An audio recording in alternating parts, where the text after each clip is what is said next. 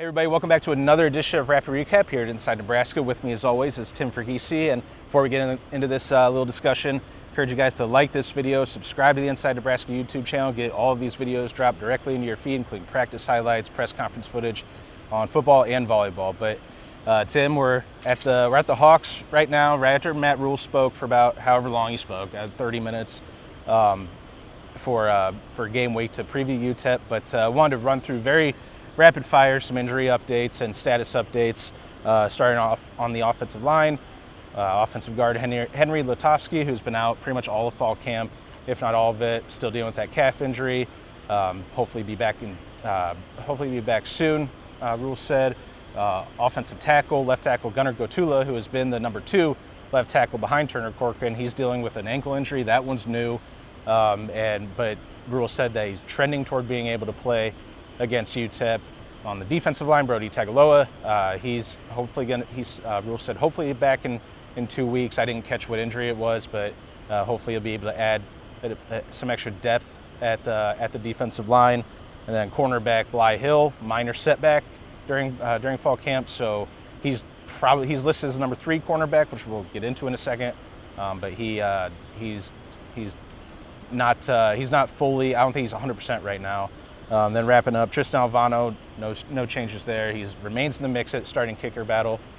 He's listed as an or on the depth chart with John Hull, but again, you're going to see how that one plays out, just like last year with the kicker battle. Then last one is Malachi Coleman, wide receiver, who is recovered from a minor groin injury he was dealing with throughout fall camp, but he slid down behind Jamal Banks and Jalen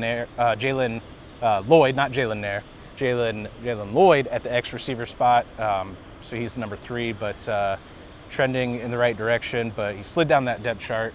And speaking of that depth chart, that's the main discussion to bring up today, because it was the release of the depth chart, and it's not a dud, but it lands. It's like, oh, okay, no surprises whatsoever at any of the the starting spots, but the depth pieces, the backup pieces, those are where you saw some surprises. Starting with the offense, we'll run through that, and then the defense. Offense, I mean, what stuck out there? I mean, there are a few depth pieces where it's like, oh, okay. Yeah, Grant Segrin in the 2 deep on the offensive line. Yeah. I think that's a notable one. Again, Ja'Cory Barney up there in that 2 deep as well. Like you mentioned, Coleman at the 3 spot. I don't even know if it's necessarily so much as sliding down the depth chart, so much as just like this is just a testament to where they're at talent-wise at that position specifically. I think you're going to see Coleman on the field this fall. I think they're going to find a way to use that speed and size on the field. He's a great blocking receiver.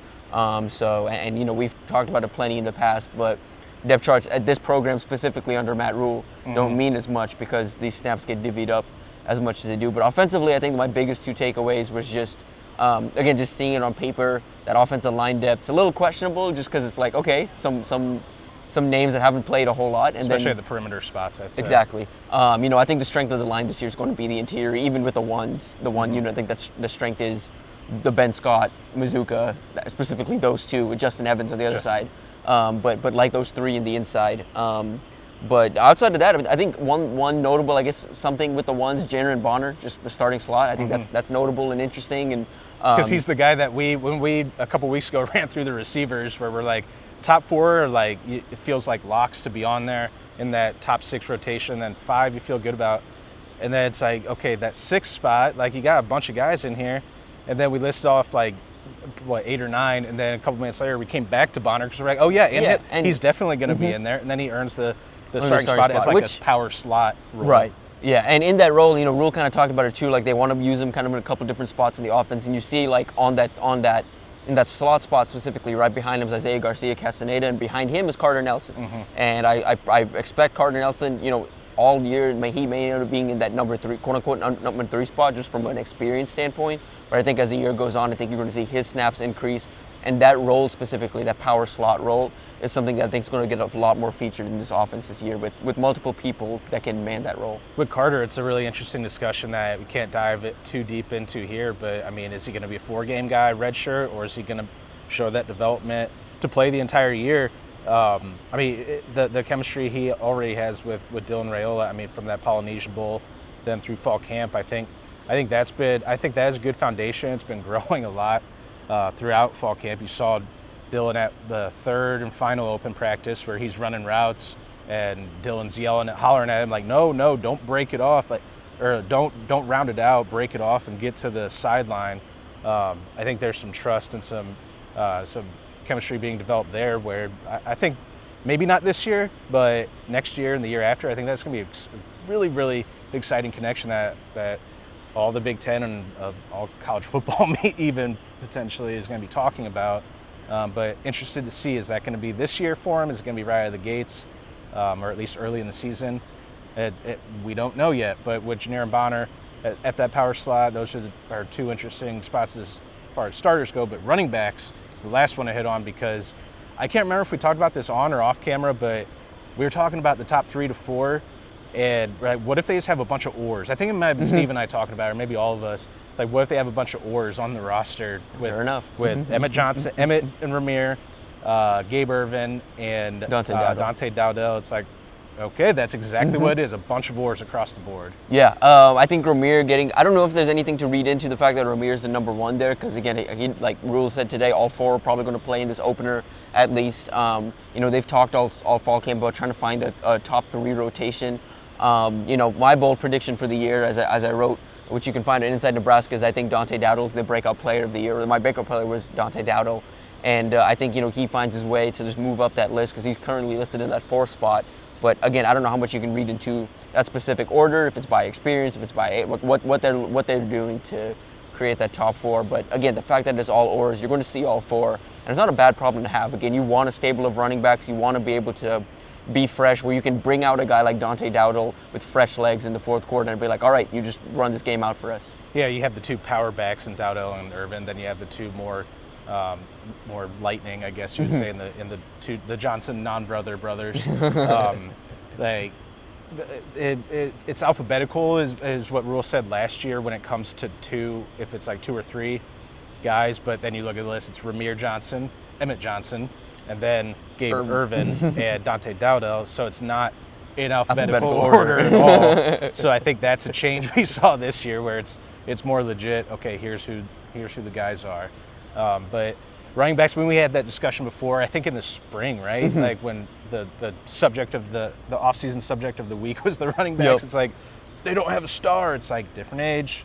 College football, you do not necessarily need a star, 1-star bell cow to be an effective offense, to be a really strong offense. You don't need that. I think you see a stable of backs, more running back by committee, where a bunch of guys have different roles.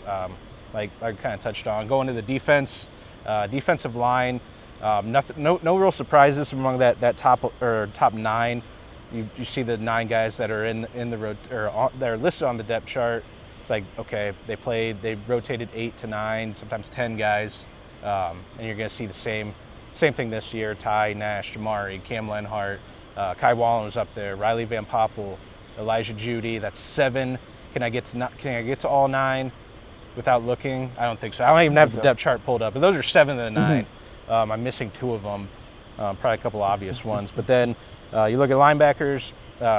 Again, we're talking depth pieces here, the backups. Vincent Shavers Jr. is backing up John Bullock, and backing up Mekhi Bear is Stephon Thompson. Those 2 aren't really surprises since Javen Wright's out, so those are your top 4. And then on the defense, cornerback 2 behind Tommy Hill is Amari Sanders. Heard his name come up a lot, especially over the last 2 weeks. And then the safety discussion is the most interesting, I think, as far as the depth goes, because at Rover, behind Isaac Gifford, you have Ramir Stewart. Safety behind, it's Derek Branch behind Marquise Buford. I believe so. And then Kobe Bretz is another of the backup safeties. So behind Deshaun Singleton. So Ramir Stewart's one that I wanted to point out, because he wasn't even practicing, at least up through our 3 open periods of fall camp. He wasn't on the 120, and then he works himself into the 2 deep. He was on the 2 deep for the spring game. Now, after missing all that time, Rhule opened up, talked about his situation a little bit today. Yep, and we saw a glimpse of Stewart in the last open practice we got this fall, kind of working with the 11s. But it was I didn't see him. It was when cameras were off, and it was like, after that, he was like even working deeper into that rotation. But still a surprise that, again, very much a surprise that he's listed where he is, especially with like some of the other pieces there. I think the fact that Amari Sanders, a freshman, yes, but a freshman that came in the summer, making his way to the two deep over guys like Jeremiah Charles and Dwight Boodle, guys that, have been raved about by the staff in the past. Charles, I think, not even being listed is a bit of a surprise. Not sure, if that's something that's just to motivate him a little bit. I figured we're going to see him Maybe in the that rotation. Shoulder, I don't know. They suffered in like the first scrimmage. But you're hoping, you see him at some point this fall. I think the staff is still bullish on his upside and potential. I think Boodle, the same thing. I think Sierra Wright also being in the two deep as a transfer that came in the summer as well. Also notable. I think that cornerback room you feel a little more comfortable with now, just with the depth they have there.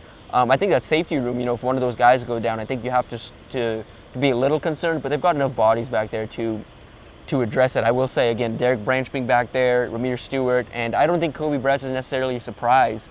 He was on two deep for parts of last year. Right, and this is a guy that's got some experience, and you go back and watch his tape in high school. There's some intriguing flashes there that if he can put it together, and they've kind of talked about him a bit this fall as just a guy that's starting to kind of put it together, starting to play with some confidence.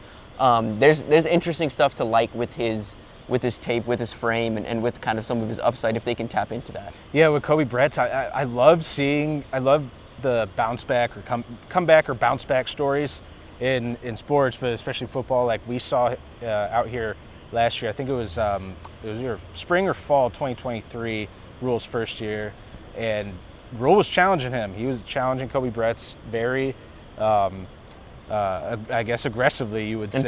And personally, he was challenging him, and it's like, all right, well, we're going to see what the kid's made of, and he showed us this is what he's made of. He's on the two deep now. He went from being not even in those, thought of in those discussions to, boom, he's right there.